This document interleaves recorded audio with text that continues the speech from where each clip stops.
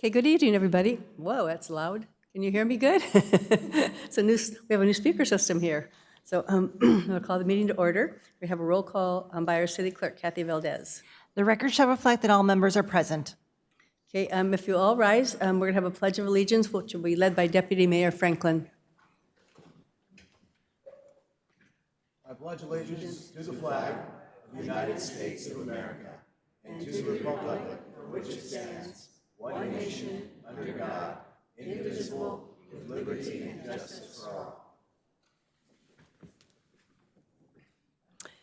In accordance with the Brown Act, I'd like to announce that as a result of convening simultaneous meetings, the members of the Buena Sanitation District will receive compensation of $147.75 for the district meeting pursuant to Buena Sanitation District Ordinance 2006-1.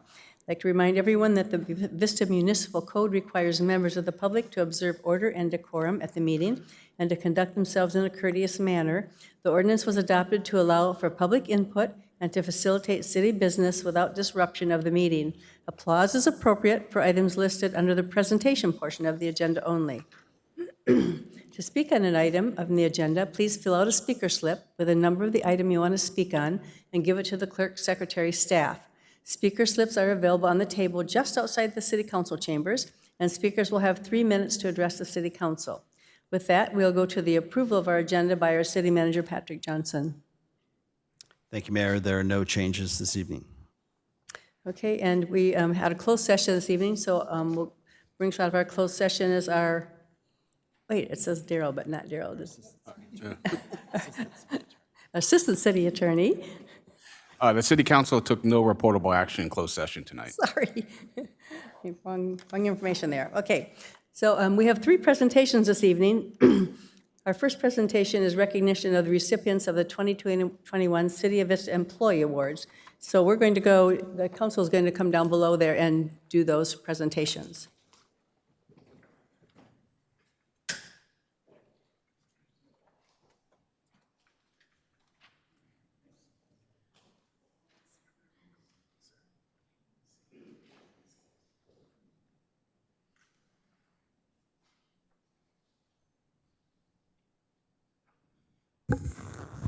Okay, so we have several presentations this evening.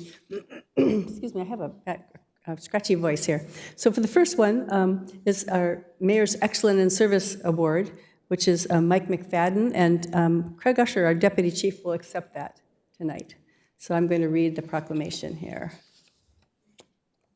So whereas Mike McFadden was recently recognized as a recipient of the City of Vista 2021 Mayor's Excellence in Service Award, and whereas in his duties as fire inspector, Mike is often the primary point of contact in the fire department for community members.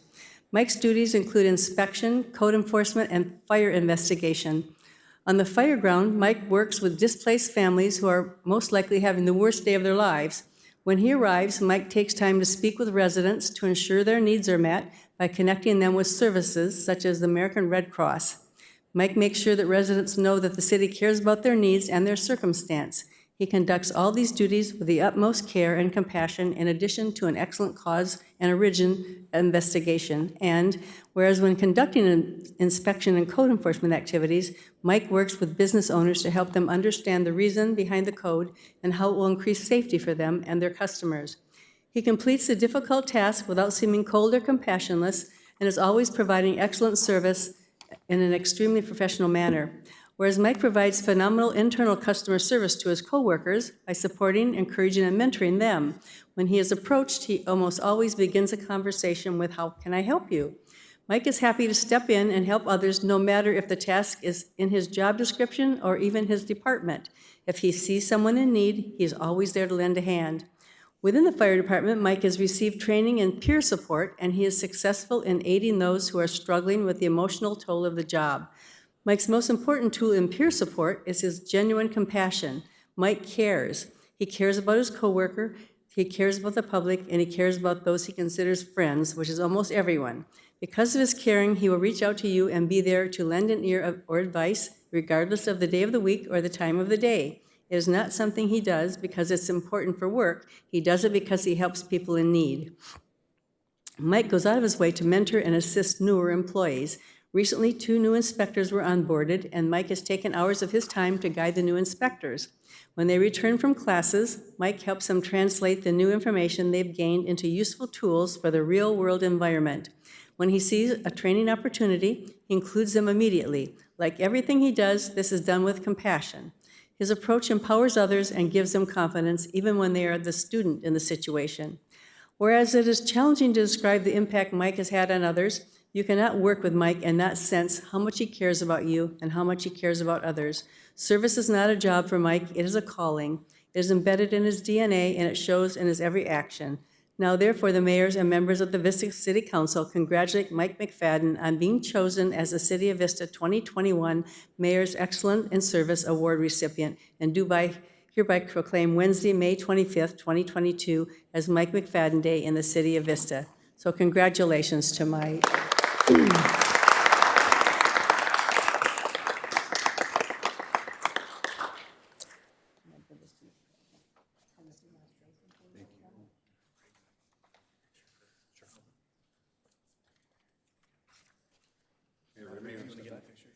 Oh, yes. I'm wandering around aimlessly here. You can crop all the stuff out.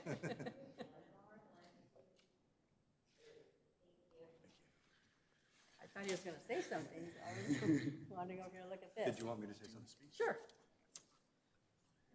I'm expecting this award today for Mike McFadden posthumously. He passed away on March 28th of this year, so this is in his memory.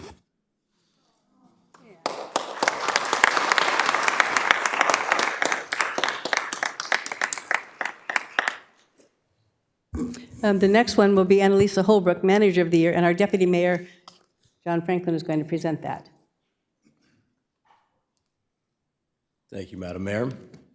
Okay, I'm honored to present the award tonight for the Manager of the Year 2021.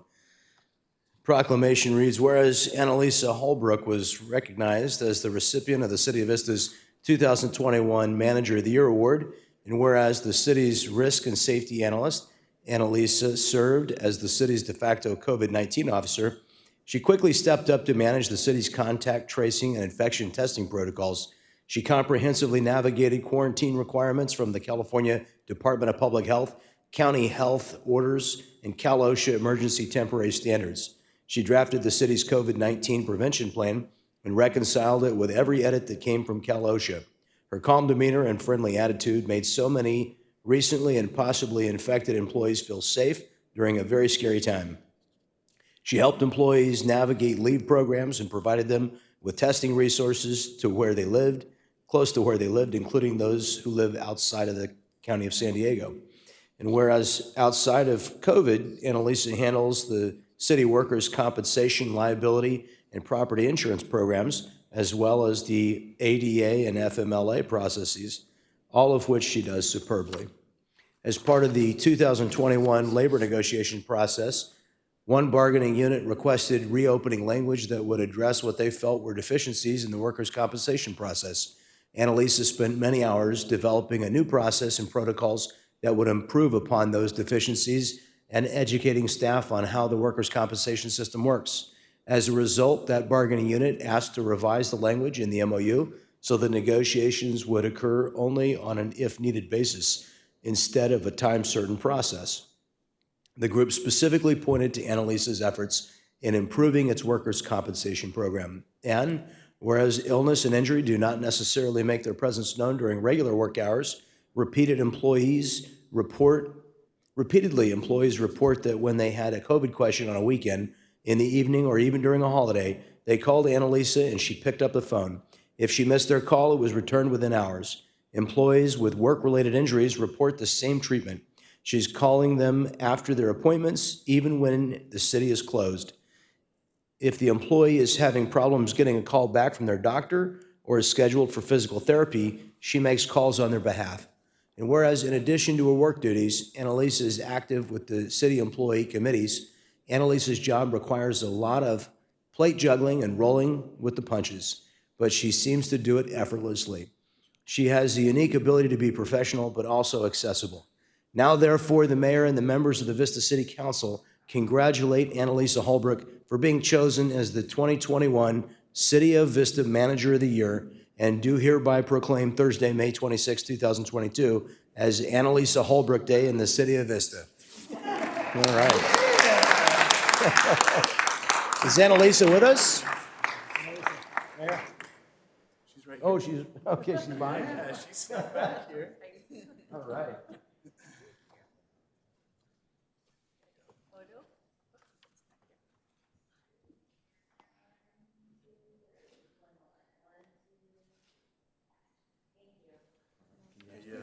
Thank you.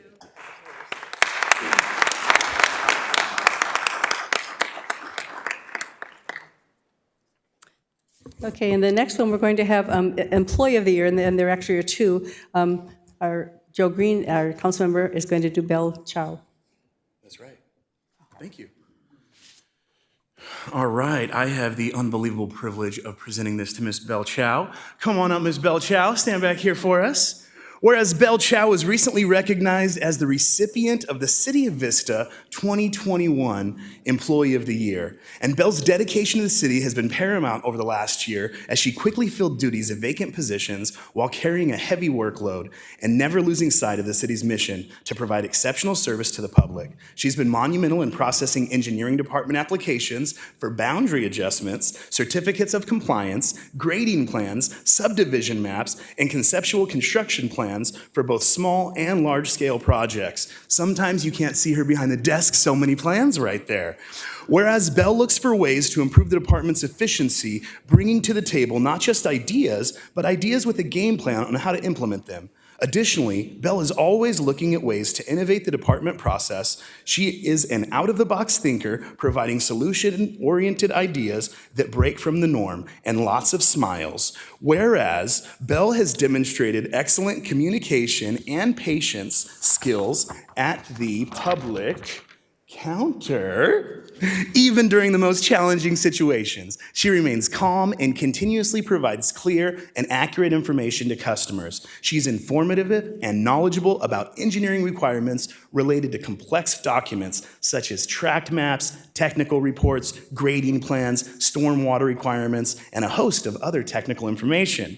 And whereas all these attributes make Bell a valuable resource to the Community Development Department and the community, customers love to work with Bell. Council members sing her praise from the rooftops because of her wealth of knowledge and information related to engineering, and more importantly, her helpful and caring demeanor when it comes to customer service. Now, therefore, this is my favorite part of every proclamation. Because of everything you did, Bell, the mayor, the members of the Vista City Council congratulate Bell Chow on being chosen as the City of Vista 2021 Employee of the Year recipient. And we do hereby proclaim you get a Friday, May 27th, 2022, as Bell Chow Day in the City of Vista. Are we closing the city on Friday too for Bell? We're going to close the city on Friday for Bell too.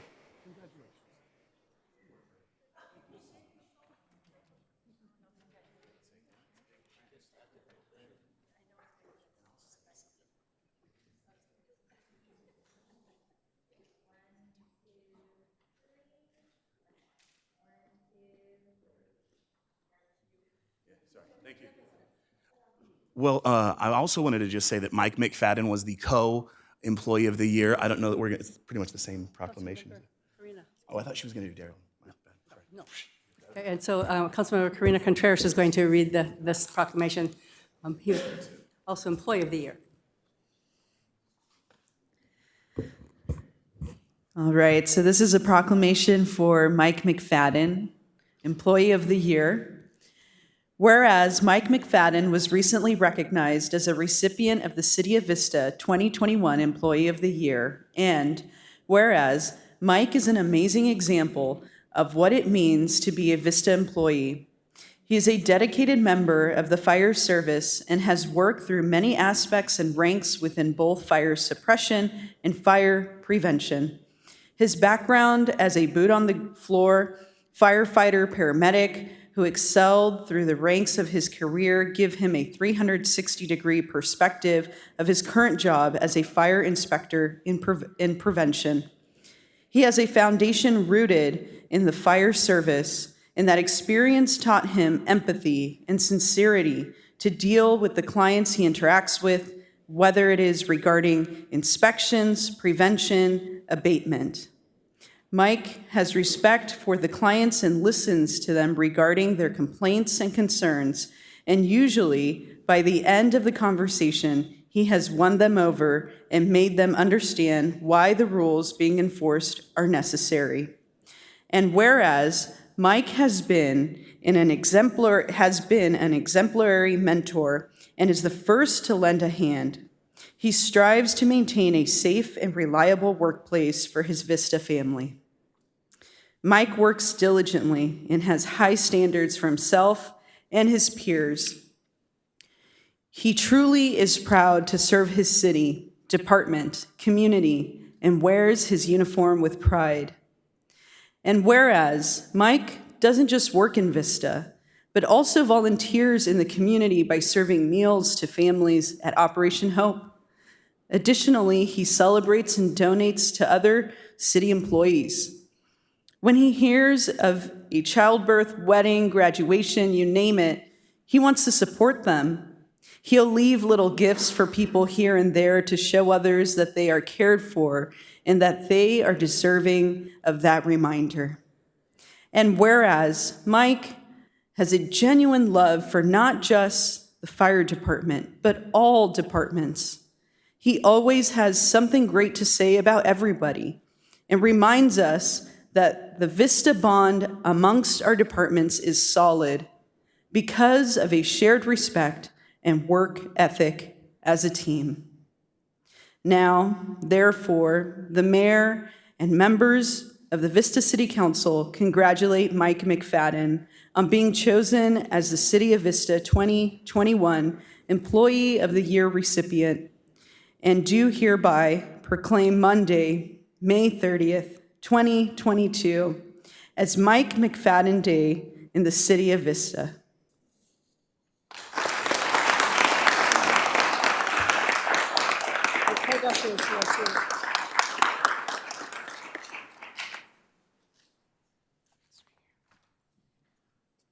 Again, Craig Usher, our deputy chief, is here to, or assistant chief is here to accept the award.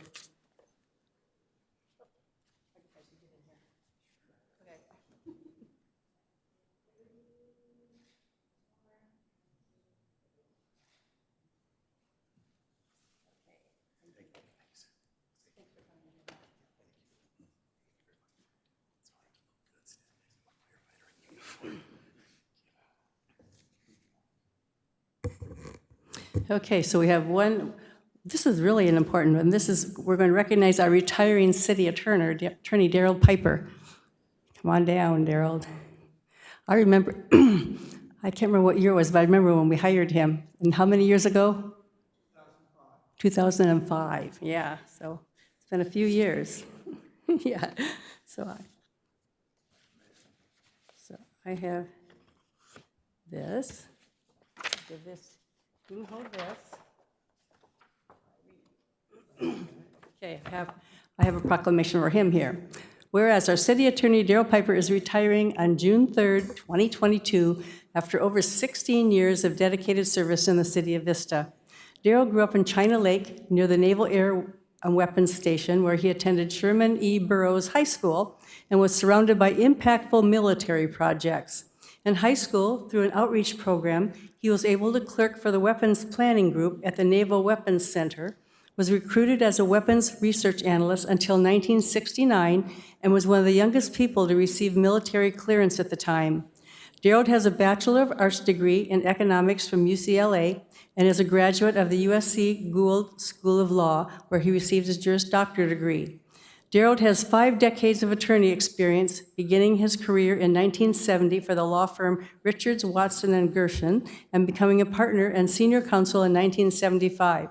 And whereas Daryl has acted as city attorney for the cities of Carson and Monrovia, served as general counsel for many other public agencies, including Foothill Transit, Tri-City Mental Health Center, and the Greater Los Angeles County Vector Control District, was special counsel for numerous cities, school districts, and other public agencies throughout California, including the Port of San Diego and Los Angeles County Transportation Commission, now the Los Angeles County MTA, overseeing all legal matters relating to the successful development, construction, and completion of the Metro Blue Line rail transit project between downtown Los Angeles and Long Beach.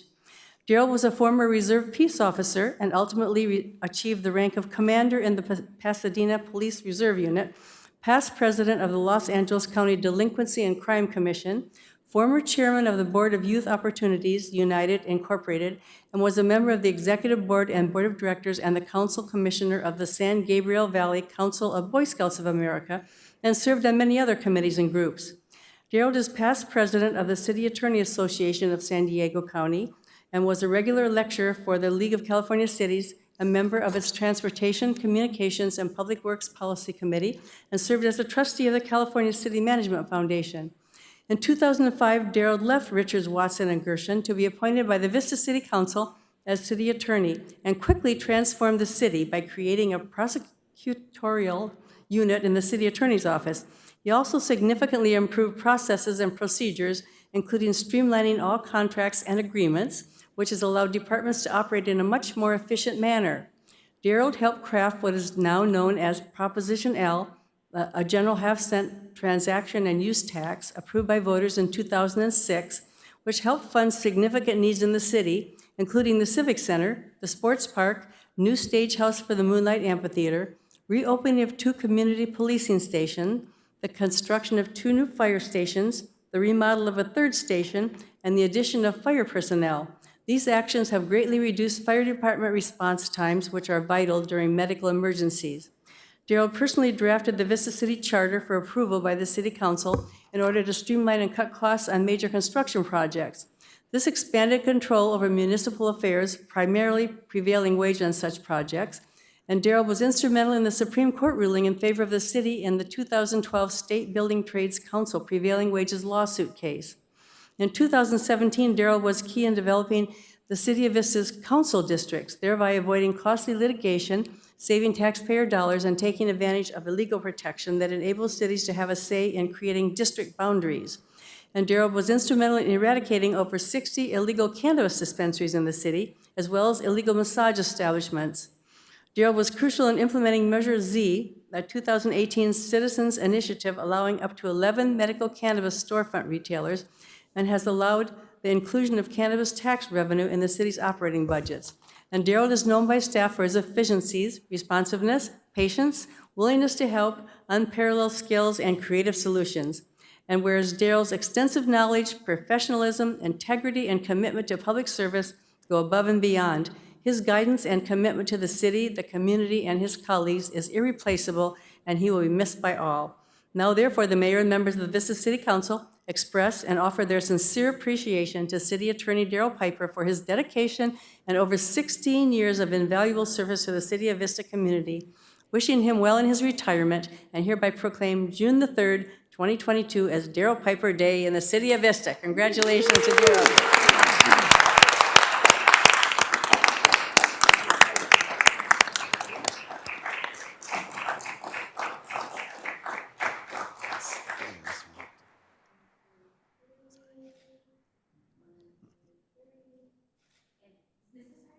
Oh, yes, have your wife come down. Come down.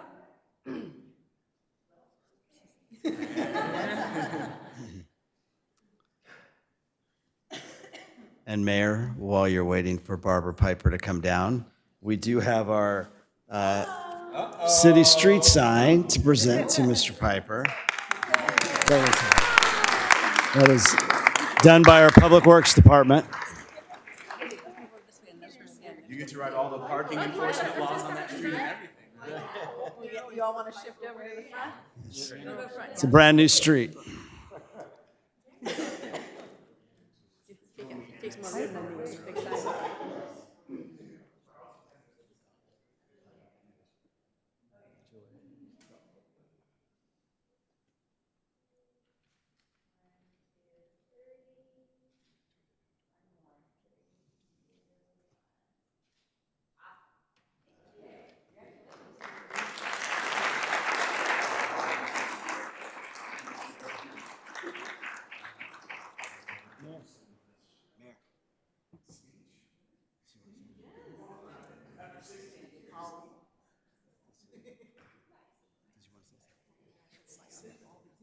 No, I know.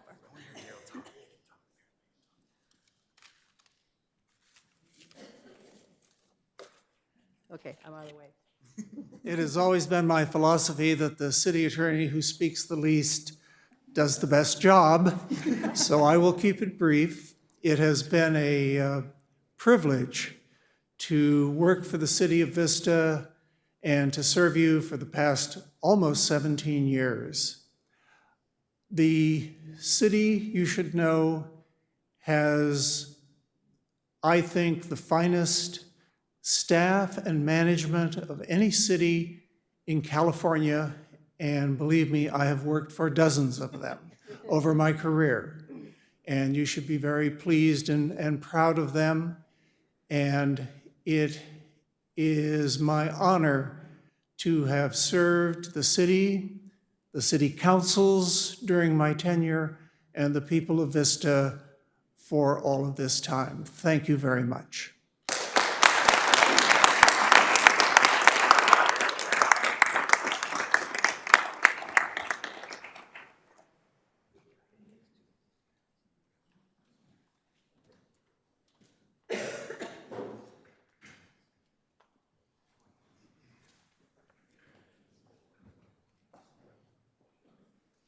Okay, now I'm going to invite Chief Administrative Officer Melinda Carmichael to provide a presentation on the 2022 San Diego County Fair, Heroes Reunite. Coming right up, isn't it?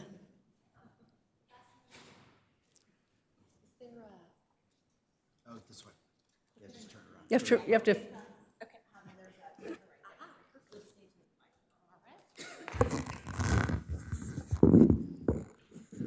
All right. Oop. Look at, I'm already getting ahead of myself. There we go. All right. Well, thank you, Mayor and council members. We appreciate you letting us join your meeting. And again, I'm Melinda Carmichael. I'm the Chief Administrative Officer for the Del Mar Fairgrounds. We are very excited that we're bringing back the San Diego Beloved County Fair to our community. And with that, we want to share a little bit of information for you. So starting June 8th through July 4th, we'll be running a 21-day event.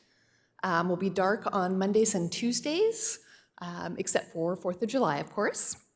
And here's a preview of some of the very cool and I won't say fat-free foods, but delicious foods that you can find at the fairgrounds, including this Kool-Aid chicken sandwich from Chicken Charlie's. And then this food is, it's a non-calorie day. So if you attend the fair, just, don't worry about the calories, just come in and enjoy, because after that, there's plenty of highlights to see at the fair. We have our 4-H and FFA livestock. We'll also have our garden show, exhibit entries, plenty of concerts, strolling entertainment. There's a numbers of things that you can enjoy at the fairgrounds for everyone. And so, in addition, our theme is Heroes Reunite. It was originally Heroes when we were going to run in 2020, but we've been quiet for a few years. So the 2022 fair is going to be also recognizing our community heroes, which are amongst us. And you'll see some familiar names and people. We're celebrating the lives of those local heroes that we have within us. Along with that, here are some of the familiar names you may see, along with some pictures. There's the Rady family, and a few others that we'll be celebrating. Every night we'll have a celebration and kickoff in our paddock. So every night we're gonna have Party in the Paddock, and we're gonna have live cover bands there. And with that, at 7:45 nightly, we'll be honoring these community heroes, our next door heroes, including Ricochet, this cute little doggy here. So you don't have to be a human to be recognized as well. So here's a few more pictures of them.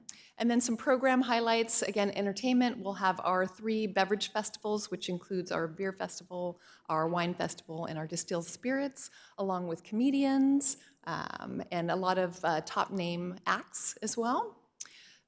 In here, you'll see our pricing, which we've took a conservative look at that to try to make it affordable for all of our families. So Wednesdays and Thursdays are your real deal days, $15 to get in. If you're a senior and youth, it's $12. And then, of course, children 5 and under are always free. And then our youth on Fridays are always free, free Fridays for youth, 0 to 12. And then Saturdays and Sundays, you can see our rates are $20 and then $17 for our seniors and youth.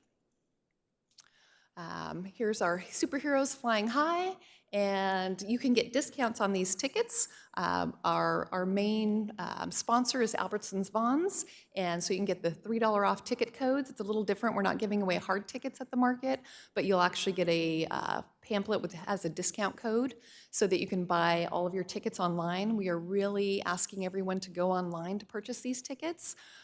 We are trying to eliminate that on-site. We're trying to ease up traffic for our communities. We're trying to make it most efficient so you're not sitting on the freeway or trying to get into the fairgrounds as in days past.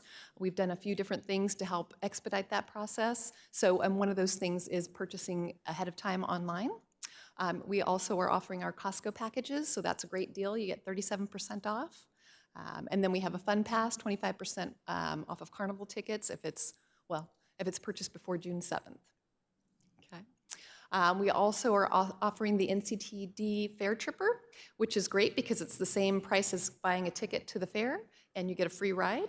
We are offering off-site parking as well at Torrey Pines High School, which is free, and then we have a tram that will take you to the front gates of the fairgrounds. We're again offering the Passport to Savings. It's a $5 book. It gives you coupons off all of the foods and rides and different pieces of the fair.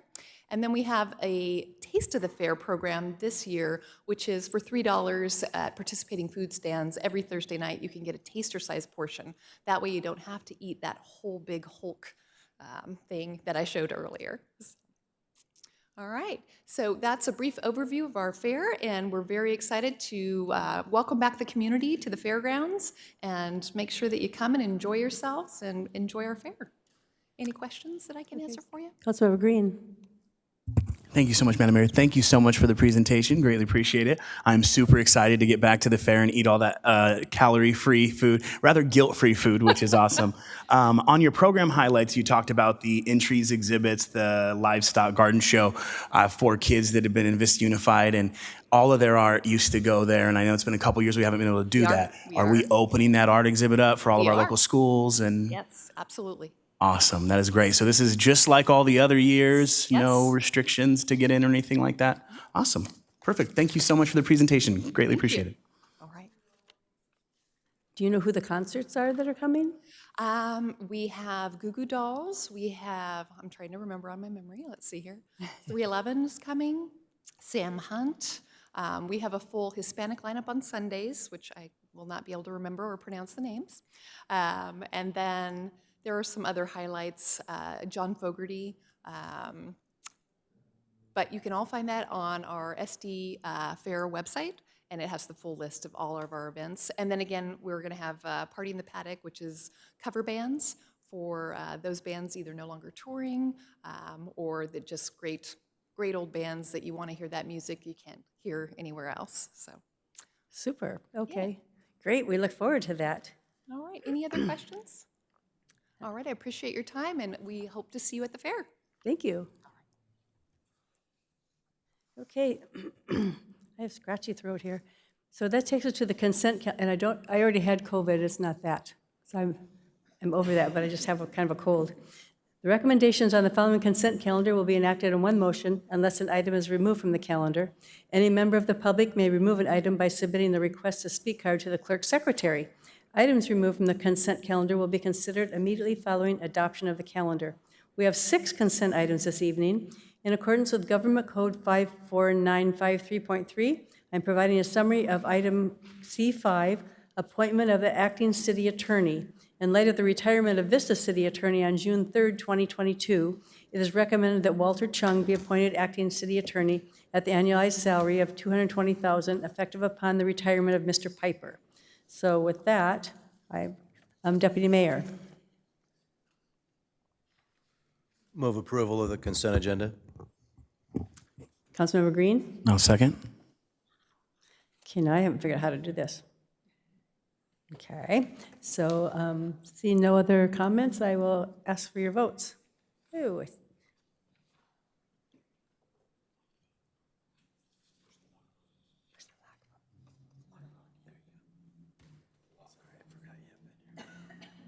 Okay, that vote passes unanimously.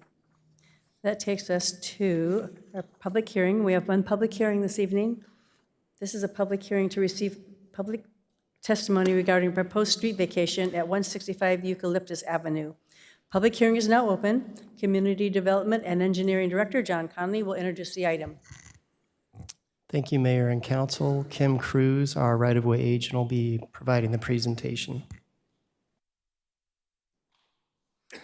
Good evening, Madam Mayor and council members. For your consideration this evening, staff presents a resolution to vacate a 7-foot wide strip of right-of-way located around the circular parcel, thank you, of 165 Eucalyptus Avenue.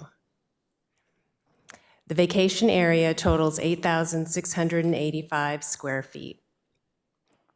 This portion is part of the public street that was dedicated as Park Avenue on map number 2002 in 1927, with a street width of 80 feet. The current city standard for a local public street is 60 feet wide. With the vacation of the 7-foot wide strip, there would still be adequate room for public parking around the circle. The applicant plans to develop an apartment complex within the circular parcel. The applicant has provided this exhibit, which shows a 7-foot wide vacation area in orange around the circle. The blue area indicates public parking with angled parking spaces around the circle. This development concept plan shows the public parking areas interspersed with trees and landscaping around the circle. And the development project would be brought forth to the Planning Commission for review at a future public hearing.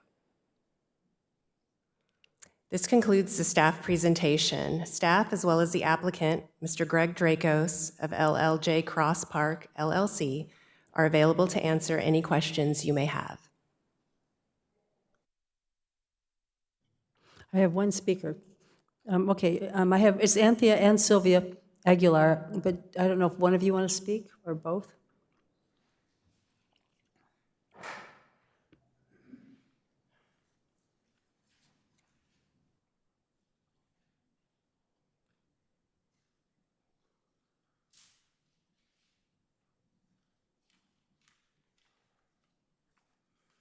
Good evening. My name is Anthony Aguilar, and I did not have the opportunity to verbally discuss the proposed project and the implications to my two properties that are immediately adjacent to it, 324 Park Avenue and 220 Ocean View Drive.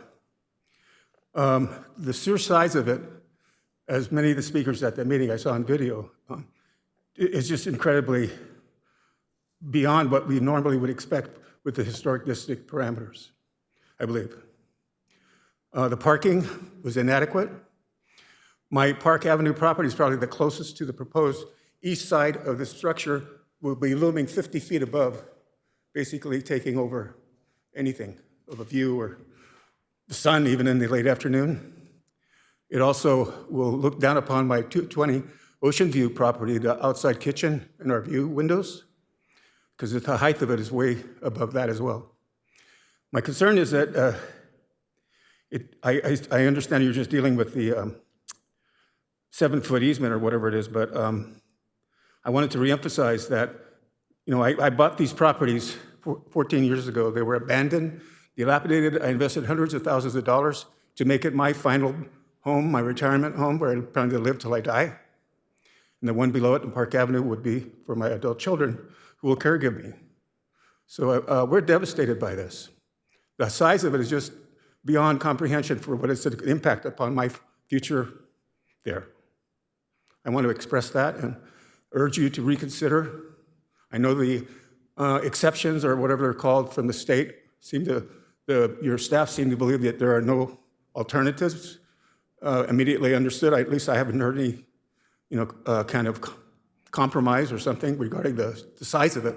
176 apartments, and the number of parking spaces is going to be ridiculously, heavy on us, especially my properties. We're the Park Avenue is the closest of all the residences and other structures around Park Avenue, literally about 60 feet.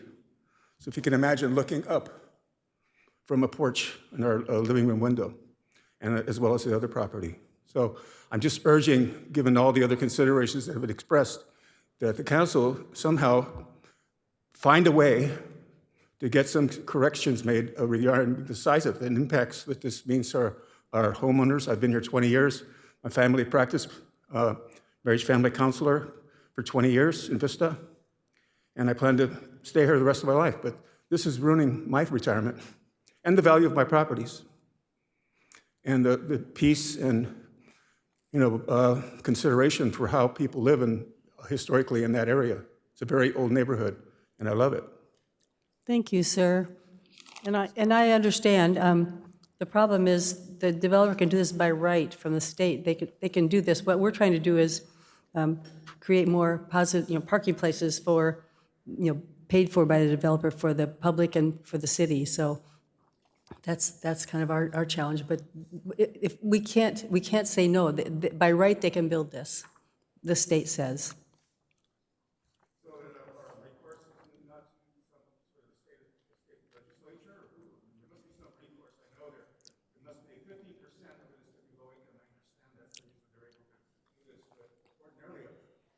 Situation like this would be no more than a 50-unit type complex, just like the other one down in Civic Center Drive in East Vista, Santa Fe.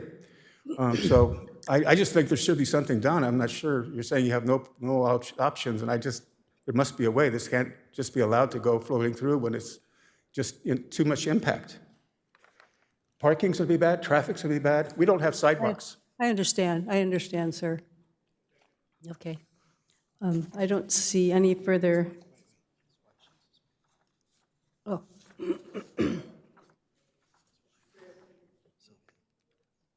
Are you Sylvia? Are you wanting to speak also? Are you Sylvia? Okay, you can speak. Sylvia Aguilar. This is a small walking community. When we purchased that property, we weren't in our late 60s or in our middle 70s. We were planning toward our future. This was a walking small community.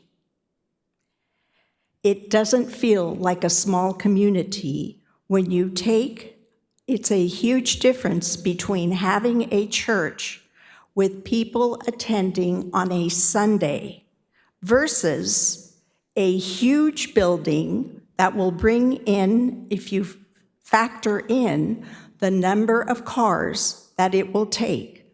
Right now, I can walk my dog pretty well, pretty easily.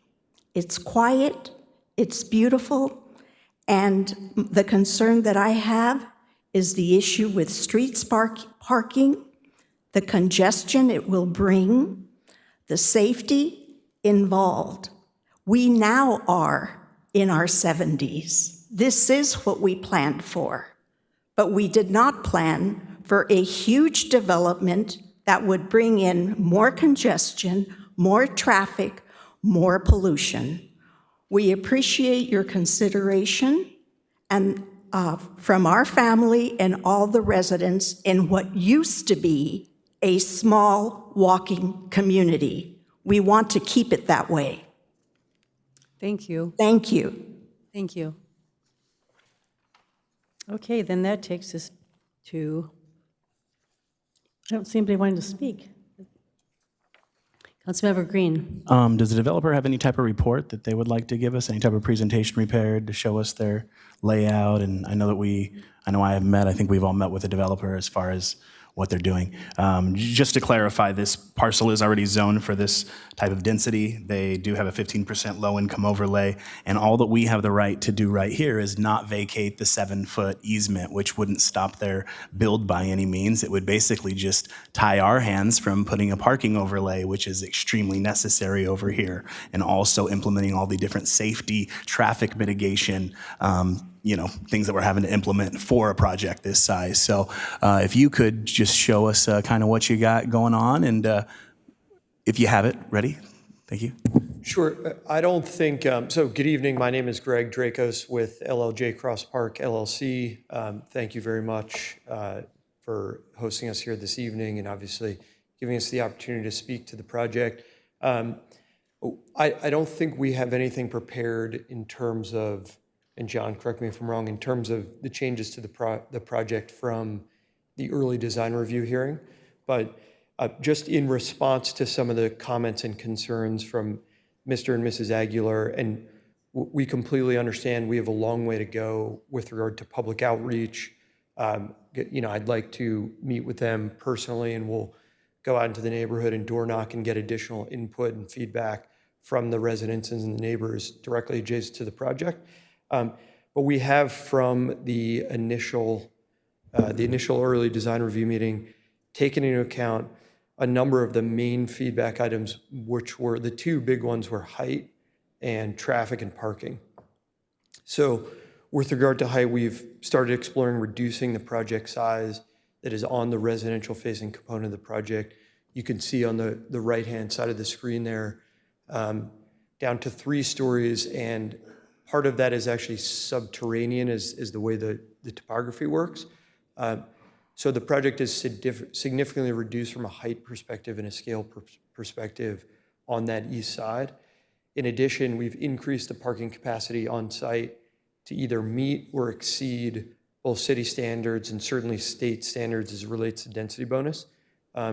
So we're currently parked at 1 space per bedroom, which is the city standard, despite the ability to have density bonus, which would allow us to be called underparked.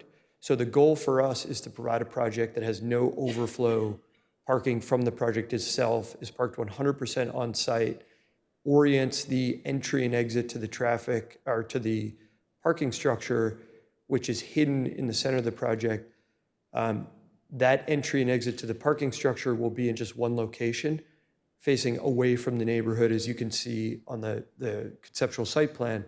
So we're not bringing additional traffic to, from, or through the neighborhood itself. And then beyond the 100% on-site parking, to provide an additional 50 to potentially, I think it's 56 new public parking spaces, depending ultimately how the landscape islands and the final configuration engineering works out.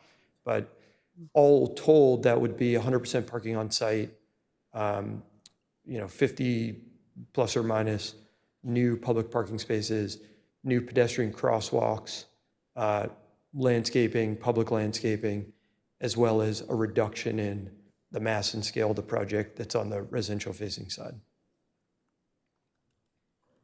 The other question I had is on the affordable overlay, 15% affordable. So that's, like 25 to 27 units, I would assume. What's the actual percentage of AMI? Like, are these truly affordable units, or are these the 120% AMI units that you could make 115 grand a year and still be checking a box for? No, so these are actually very low income. Okay. So 60% of area median income. Okay, so below 60 grand a year, I think is. Right. Okay. Okay, let's see. All right, I appreciate it. I'd like to hear from my colleagues. Thank you. Thank you. I have one more speaker. Do you want to hear the speaker first? Okay, we'll have the speaker. So that would be Wendy Moling.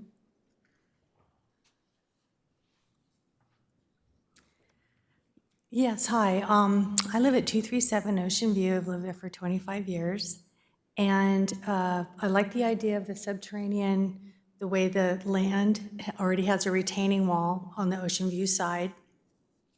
And we have 2 lanes coming up Ocean View, then 2 lanes going across where the church is. So we've got two lanes going up, 2 lanes going around. I propose that we turn this, we slow that area down where it doesn't turn into a lot of Deloma and the Guajome area where it's just traffic cutting through all day long.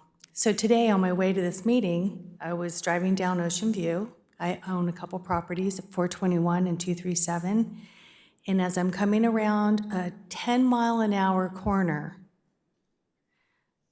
which hopefully people are going to be driving that slow, I almost hit some people that were walking their dog because of the way there's no lights, there's no sidewalks, there's no curbs. These people are almost running into the bushes, thinking, I can't see them, the sun is blinding. And I'm thinking, just imagine what this is going to be like when people are cutting through the Civic Center, cutting through to go down into that area.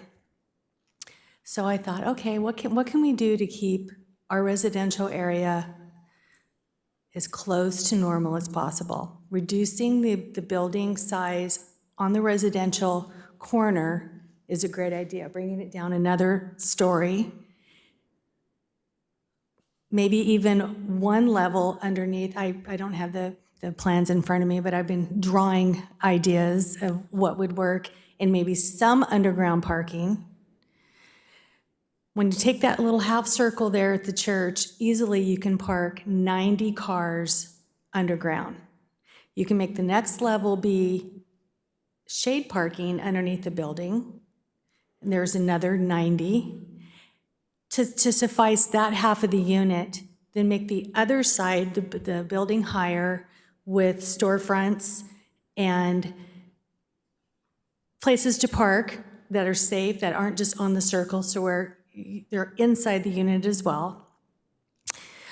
But the idea I have is to close off the end of Ocean View Drive where it comes down to the church, close that off, take that 7 feet, 10 feet, whatever they need to have more parking, widen that area out, eminent domain or whatever I know some of those homes that when you look at the land, it goes practically up to their front door. Slow that area down, way down by blocking that off. I don't know if this Vista can do that with the laws and the health and safety reasons, but I think that it's going to get, when you take that many homes and you look at the amount of vehicles it's going to take, I think it's so many football fields. And your time is up. Sorry. Okay, well, can we do something about closing the end of Ocean View Drive? You have to talk, not here. The subject tonight is just, we have a different subject tonight. Tonight is the subject of getting rid of the Taking that land and then the 7 making feet, use of it to block the Right. street. That's my That's the subject tonight, so we get back to that. So then that's the end of our speakers. So Councilmember Contreras. I do want to thank the public for coming today and letting us know some of the concerns you all have with the project. As was stated, we have not too much local control when it comes to a project that is by right. And, you know, I understand how it's difficult when we do have to grow as a city and we don't have that many spaces where we can grow. So we end up having to grow vertically. As far as the street vacation, I did discuss with the developer that we need to ensure that we do have increased safety because we will, as everybody has stated, we will have a lot more traffic, both in the form of vehicles and in the form of pedestrians. So public safety is going to be paramount. And I do understand the concern at Ocean View Drive. You know, I was just going around the corner there yesterday, and it is significantly not built for, I think, the safest transversing. In the future, is there going to be another discussion where since this is by right, is there going to be a council discussion on some of the additional features of this project outside of the street vacation? So this project is subject to the Planning Commission's approval. That action would be appealable to the City Council, so it's at your discretion if you want to hear the project after the Planning Commission takes action on it. Okay, or a member of the public goes through the appeal process, Correct. which is a $500 application? Correct. Okay. In the case before us, the only thing that I really can hammer home is there was the mention of low lighting in this area. I think it is important to increase the amount of parking for the public. The usage of different plants to beautify. I think it's really important for us to have a lot of site-suitable California natives, native plants. And I know that there are 2 bus stops near this project. I think it's really important that we work with North County Transit District to ensure that those bus stops are going to fit the new character of this development to ensure safety there for those who are accessing transit. And outside of that, I definitely hear the public. I know how difficult it is when a big development comes.